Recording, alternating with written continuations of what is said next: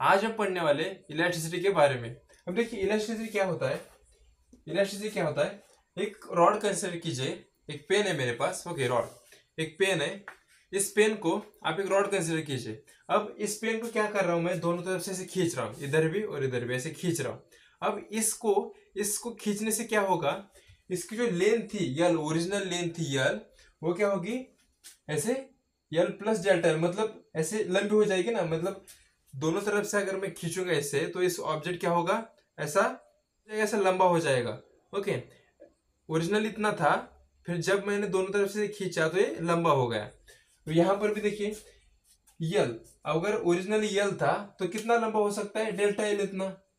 तो ओरिजिनल इतनी लेंथ थी इसकी, फिर क्या हो गई इतनी इतनी इसकी यल इतनी लेंथ थी ओरिजिनली, और मैंने जब फोर्स लगाया, प्रेशर लगाया इस पे, फोर्स लगाने के बाद इतना डेल्टा एल इतना लंबा हो गया। ओके, डेल्टा एल मतलब स्मॉल डिफॉर्मेशन हुआ, थोड़ा सा ये लंबा हो गया थोड़ा सा। तो अगर मैं जब ये फोर्स, इस फोर्स को मैं निकाल देता हूं, मतलब ये फोर्स में जिसके पे जो फोर्स लगा रहा था वो निकाल देता हूं। निकालने के बाद क्या होगा, ये जो डेल्टा एल डिफॉर्मेशन हुआ था, वो डेल्टा एल डिफॉर्मेशन जो था वो खत्म हो जाएगा, वो ओरिजिनल पोजीशन पे आ जाएगा। मतलब जब मैं फोर्स लगा रहा हूं तब ये लंबा हो रहा है, और जब मैं फोर्स निकाल रहा हूं तो अपनी जगह पे वापस आ रहा है, अपनी लेंथ पे। और इसका जो क्रॉस सेक्शन था, रॉड है ना, सर्कुलर है, अगर ये रॉड कंसिडर कीजिए, ये क्या होगा, और क्रॉस सेक्शन एक देखिए, क्रॉस सेक्शन आपको समझना होगा। क्रॉस सेक्शन क्या होता है, क्रॉस सेक्शन वो होता है जो जब फोर्स लगता है ना, तो क्रॉस सेक्शन को परपेंडिकुलर लगता है। कभी भी देखना क्रॉस सेक्शन, अगर आपको पूछा गया है कि ये फोर्स लग रहा है, फोर्स कहां पर लगता है, क्रॉस सेक्शन के परपेंडिकुलर लगता है। कभी भी क्रॉस सेक्शन पे परपेंडिकुलर फोर्स लगता है।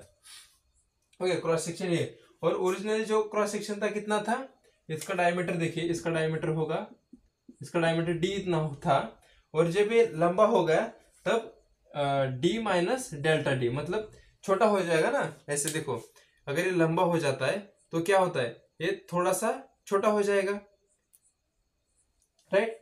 तो इसका डायमीटर कम हो जाएगा, इस क्रॉस सेक्शन का डायमीटर क्या होगा, कम होगा। और जब मैं उसे छोड़ देता हूं, उस फोर्स को निकाल दिया, तो जो पहले डेल्टा कि ये ओरिजिनली आ गया, ओरिजिनल पोजीशन पे आ गया। अब मैं क्या करता हूं, फोर्स को इनको निकाल देता हूं, तो निकालने के बाद क्या हुआ, ये ओरिजिनल पोजीशन पे आ गए। तो फोर्स को मैंने निकाल दिया और क्या हुआ, original length. Okay, original length and original cross section, मतलब जैसे था वैसे, पहले जैसे था। मतलब जब मैं फोर्स लगा रहा हूं, लगाते वक्त वो जो ओरिजिनल पोजीशन थी उसकी, जैसे कि लेंथ यल डायमीटर डी था, वही फोर्स लगाने के बाद वो क्या होगा, डेल्टा यल हुआ, और जो डायमीटर था उससे कम डायमीटर हो गया। और जब मैं फोर्स निकालता हूं तब वो ओरिजिनली वापस अपने शेप में आ गया, ओरिजिनल पोजीशन थी, मतलब यल इतनी लेंथ एंड डी इतना डायमीटर का जो क्रॉस सेक्शन था उतना आ गया। और उसका एरिया भी इतना, इस क्रॉस सेक्शन का एरिया ए होगा, और इस क्रॉस सेक्शन का एरिया कितना होगा, ए माइनस डेल्टा ए। मतलब चेंज हुआ ना, थोड़ा सा चेंज होने के बाद क्या हुआ, एरिया कम हो गया।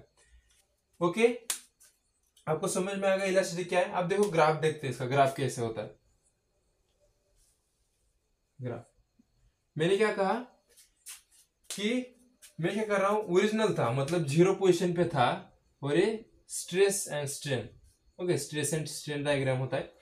अब मैंने जैसे ही फोर्स लगाया तो फोर्स क्या हुआ, ऐसे देखो ये लंबा हो गया ना, मतलब जैसे मैंने फोर्स लगाया वैसे क्या हुआ, ये लंबा हो गया, ऐसे लंबा हो गया। तो जब ये लंबा होता है तो ये पोजीशन पे क्या होता है, प्रोपोर्शनलिटी, लिमिट ऑफ प्रोपोर्शनलिटी, और बी पोजीशन पे इलास्टिक लिमिट। मतलब ये जो पॉइंट है, ये बी पॉइंट क्या इंडिकेट कर रहा है, इलास्टिसिटी के बारे में इंडिकेट कर रहा है। अब जैसे मैं इस पे लोड लगा रहा हूं, लोड लगाने के बाद क्या हुआ, ऐसे आ गया ना। जब मैं लोड लगा रहा हूं, ये लोडिंग कंडीशन पे, मतलब मैं लोड लगा रहा हूं, अब जैसे मैं लोड हटाता हूं तो ये जो ओरिजिनल था, मतलब सॉरी, लोडिंग लगाने के बाद इतने पॉइंट तक आ गया, और जैसे मैं लोडिंग हटाता हूं, मतलब जो फोर्स लगा था वो हटाता हूं, तो ये ओरिजिनल पोजीशन पे आएगा, मतलब 0 से B तक गया था, फिर जब लोड लगा रहा हूँ मतलब फोर्स लगा रहा हूँ 0 से B तक गया था, फिर जब अनलोडिंग कर रहा हूँ मतलब फोर्स निकाल रहा हूँ, तब जब अनलोडिंग कर रहा हूँ तब B2 0 आ जाएगा, मतलब ओरिजिनल पोजीशन पे आ जाएगा। ओके, तो देखिए इसका कुछ लिख लेते हैं हम।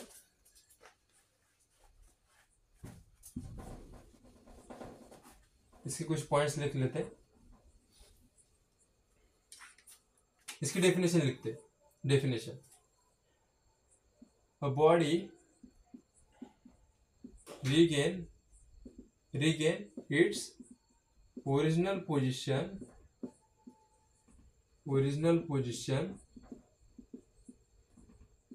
और पोजीशन मतलब original length and cross section,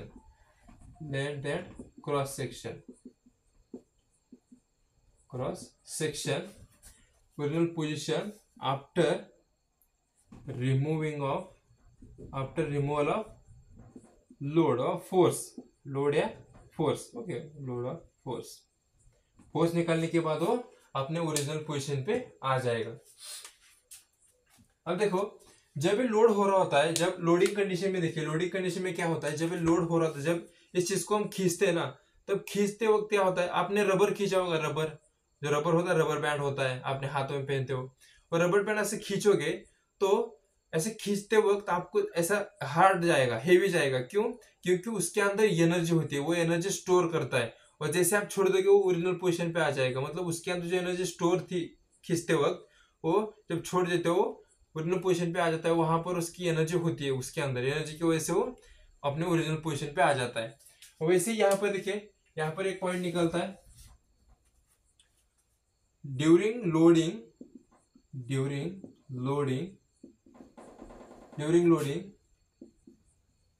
the body stores strain energy, उस एनर्जी जो होती है, जब बॉडी रबर बैंड जो खींचते वक्त ऐसे होता है ना, ऐसे खींचते जोरों से, जैसे छोड़ दोगे तो उसके अंदर जो एनर्जी होती है उसको ऐसे पोजीशन पे लाती है। तो यहाँ पर उस एनर्जी क्या कहते हैं हम, स्ट्रेन एनर्जी। स्ट्रेन मतलब क्या, उसे खींचा है हमने, डिफॉर्मेशन हुआ है, तो स्ट्रेन की वजह से जो एनर्जी होती है, ओके, वो एनर्जी इस पे स्टोर होती है जब ड्यूरिंग लोडिंग, और जैसे आप छोड़ देते हो अपने ओरिजिनल पोजीशन पे आ जाता है। ओके, तो देखिए हमने देख लिया इलास्टिसिटी क्या होता है। ओके, तो धन्यवाद आप सभी का।